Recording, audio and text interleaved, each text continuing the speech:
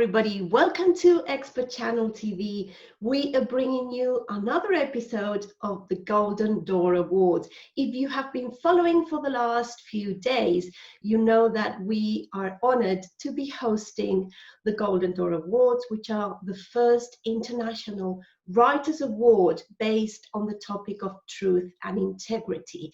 And today with me, I have a very special guest, Angie Makwetla. Welcome. Thank you for joining us today.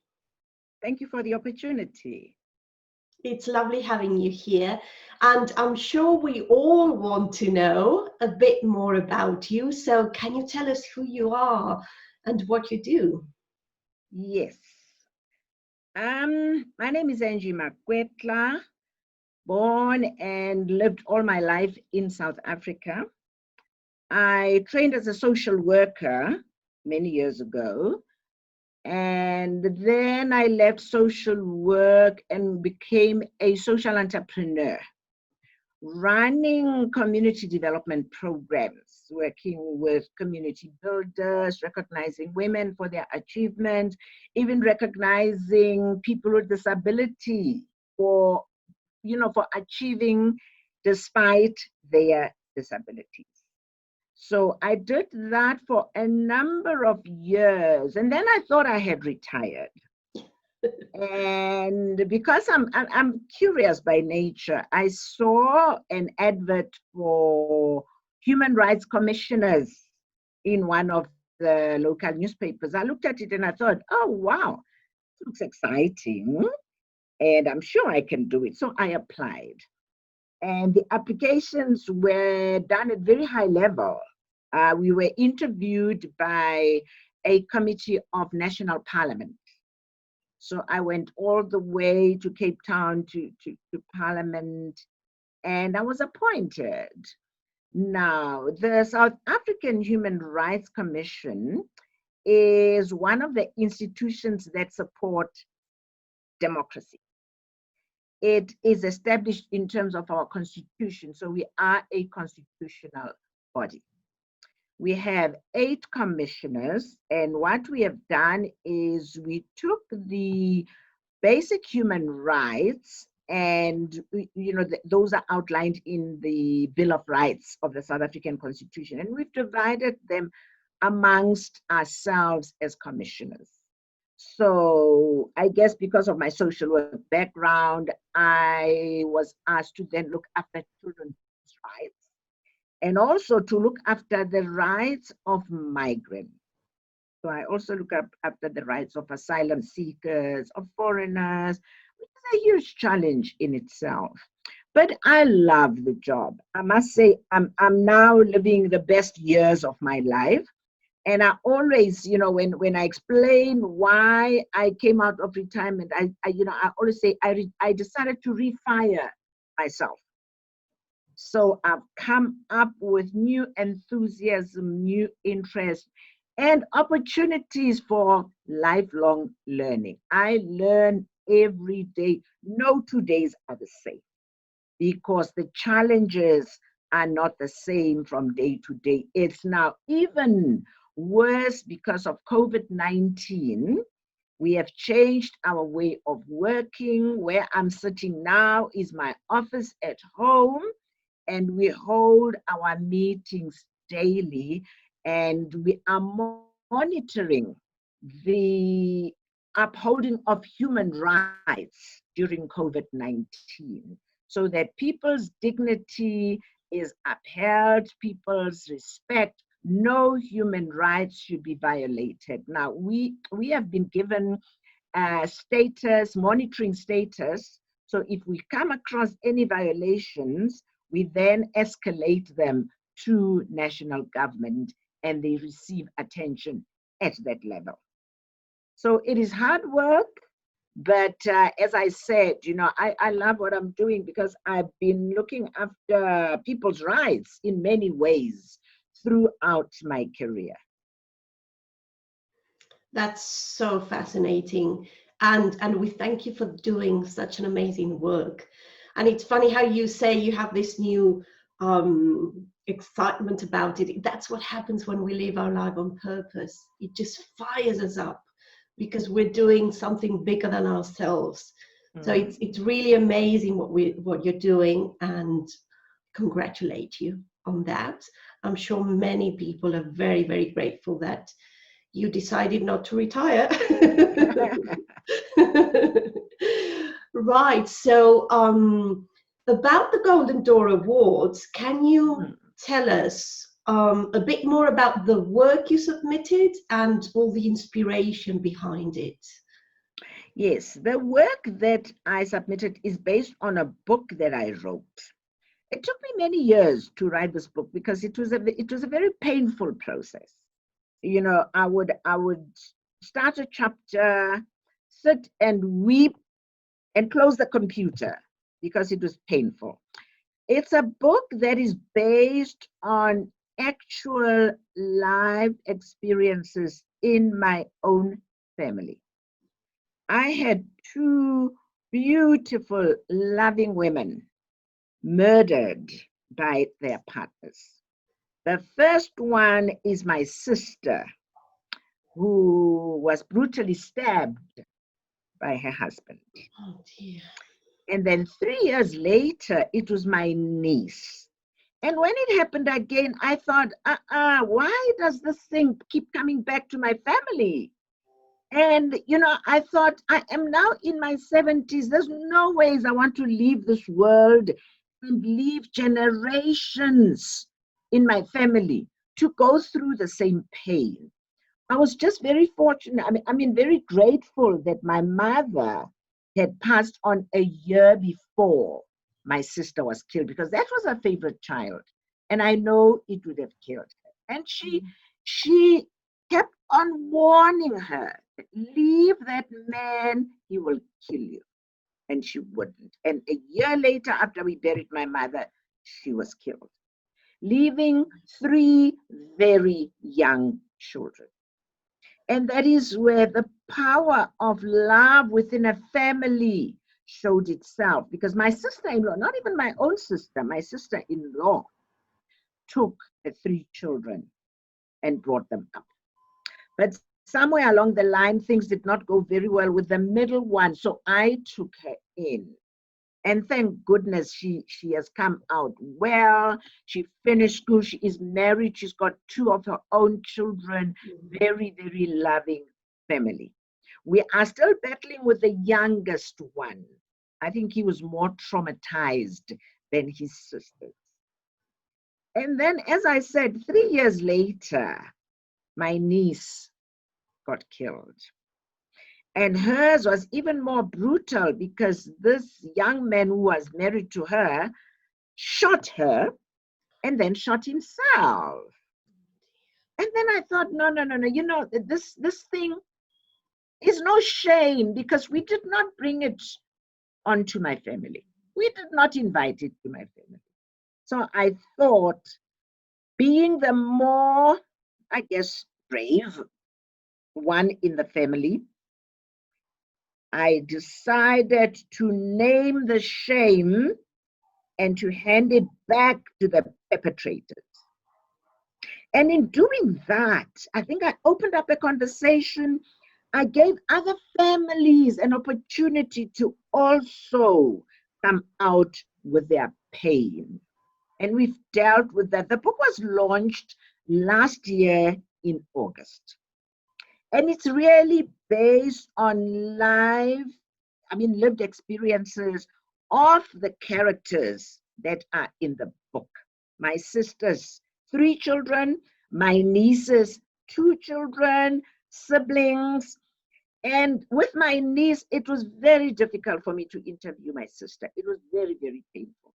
But fortunately, you know, I always say that when your intentions are good, the universe will cooperate and bring the right people into your life. So I chose a publisher who is excellent.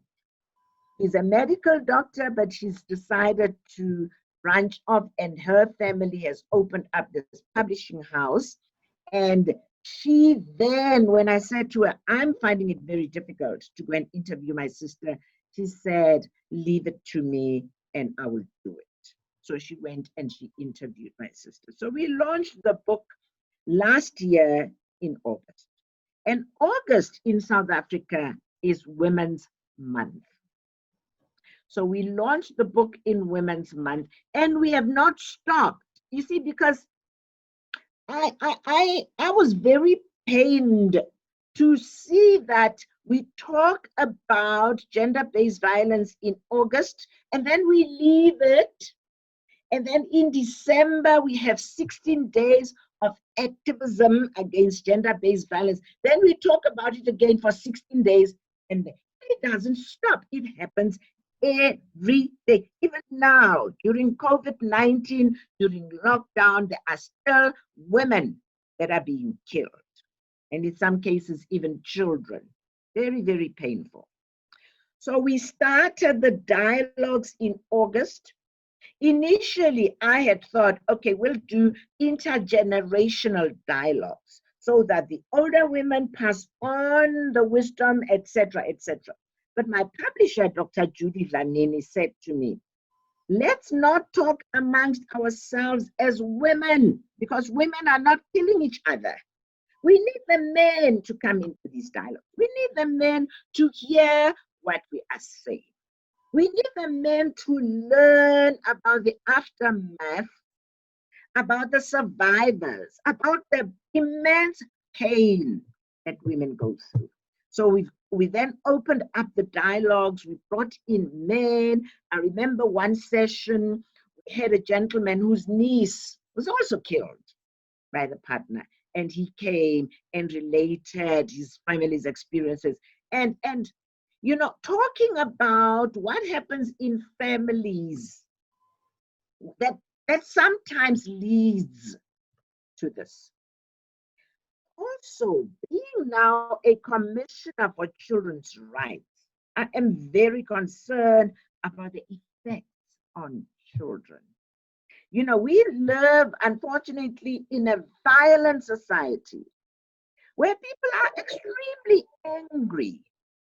You know, I've got my theories about that anger, about the history of apartheid, where people's rights, dignity were severely brutalized, a very brutal government system. So in fact, a lot of the people in South Africa are walking wounded. And a wounded person will always look for opportunities to wound others. So we need to talk about this. We need to talk forgiveness. We need to talk reconciliation. But you cannot talk forgiveness unless you fought out the wound. Put the wound on the table, name it, this is what it is. Then we can come up with healing processes.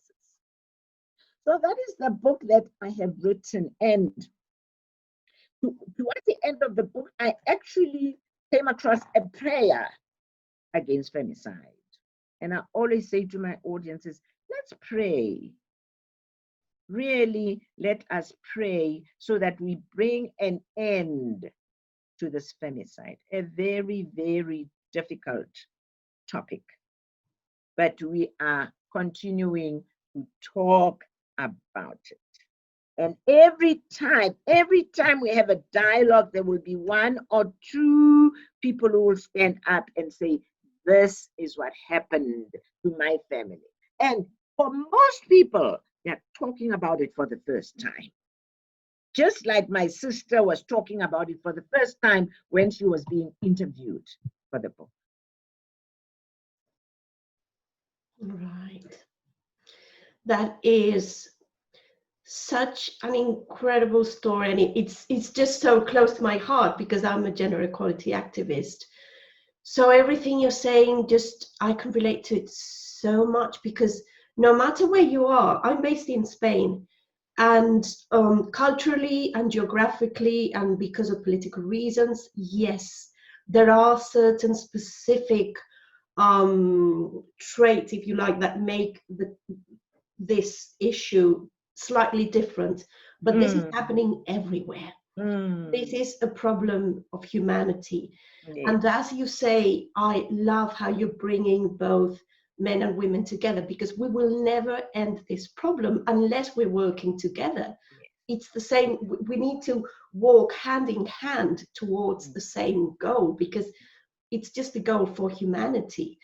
And I love And you how you're see, saying it. And actually, on Expert Channel TV, we started an initiative last year for Women's Day rights, which again, I agree with you. It's not just the one day, the 1 month. This is every single day. And we started this initiative. We called it A Message to Humanity. And we just brought people together, men and women, just speaking about this and trying to inspire others to look at other ways of cohabiting, coexisting, because we need to reconcile, as you say. We need to educate. We need to help those harming others. And it is something we need to do day by day by day. And we need to educate the little ones so they can grow up being completely resilient adults that don't have any type of bias and issues going on because of things they've seen or traumas they've been going through. So that's an amazing piece of work you've submitted, and I congratulate you again. Thank you. And we really wish you the best for the awards. But as we have been sharing on all these interviews, just looking at the outstanding people who have made it to the top 20 shortlist, such as yourself, you are all winners. I mean, I know the award is going to be something extra, and I want to ask you about it now, but to us, you're all absolute winners. Thank you. You're welcome. So going back to that, if you were to win one of the awards, what would that mean to you? You know, winning the award, I think, would empower me to continue with the work. But more importantly, to focus on the empowerment of women. I want to start a foundation to empower women socially, psychologically, economically, so that they can stand on their own 2 feet, so that they can recognize and realize that we all have agency, inborn agency within us. And we all have a right to achieve everything that God, that the world sets in front of us. And nobody should deprive us of those opportunities. So that is what I would do. In fact, I'm going to do it whether I win the award or not. The other thing that I want to do is to look after children who are survivors of femicide. I'm doing it at the moment in my personal capacity, you know, helping with schooling, helping with mentorship, helping with, you know, coaching, talking to young people. It's not your fault. It's not your fault. And also, and somewhere in the book, one of my niece's daughters actually says, my aunt told me to stop being angry against my father for killing my mother. I had to do that because I could see that this child is angry. And anger can lead people to do all sorts of things. So that I would do. I would continue with the empowerment work. In one of my other lives, I actually trained as an empowerment facilitator. So I would continue with the empowerment because women have got to stand on their own feet and to be able to say, thus far and no more. But also very important is to continuously talk to the police, the law enforcement agencies to say, when we come and report gender-based violence, please, we beg you, take us seriously. That is very, very important. And that is the other thing that I'm grateful for, that I'm working with in the South African Human Rights Commission. Because now I interact with police commissioners, and on a daily basis we talk about this. Look what has happened here. Look what has happened here. Please, can we hold hands and make society safe and secure for women and children? Mm-hmm. Yes, that is so needed. So needed. Absolutely. Oh, well, this has been a really fascinating conversation. Thank you so much for sharing your time with us, with everybody, all our audience on Expert Channel TV. And we really look forward to bringing you on some of the shows in the future again, because we really believe in your mission, and it would be an absolute honor to have you on again. So thank you so Thank much, you. Angie. Thank you so much. So everybody, remember, you can watch all the previous shows on Expert Channel TV, on all social media platforms. We have really interesting interviews. We have an interview with the founder of the Golden Door Awards, Tahira Amir, and she was telling us about the inspiration, why she founded the awards, all her story, and she really has an incredible story to share. And we're also going to be chatting to the judges to see what they're looking for and see how they are dealing with this really hard. Yes. It's really hard on them, but well, they have to do. So they will be sharing what they're looking for. It has to be done. Yes, exactly. Okay. Yeah, so that's going to be really interesting. So thank you everybody for joining and for joining the conversations. As you know, you can join the conversation, leave your comments there, and we'll get back to you. So everybody, thank you so much for joining us.